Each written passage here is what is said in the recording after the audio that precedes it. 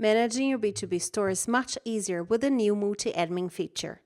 This will allow you to delegate the management of your store to any selected users, giving you more time to do what you love the most. To be able to assign multiple admins to your B2B store, you will need to first have those users added to Unleashed. So let's start by clicking in Settings, Security and Users. Here, you can invite anyone you want by clicking on the Invite User button. Enter the details and click Invite. An email will be sent to the person and they will have to accept it.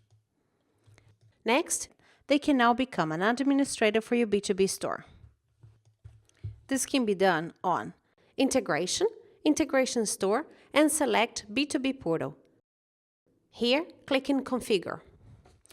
Under the Administrators section, just select the person you want to add from the drop-down menu and click Invite. An email invitation will be sent to the selected user. Managing your B2B store administrator is also very simple. Just log into your B2B store, click on Settings, and proceed to the Admin tab. Here you can view all of your store administrators.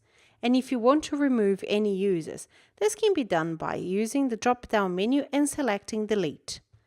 Please keep it in mind that all store administrators have access and control on this tab, so use wisely. Thanks for watching.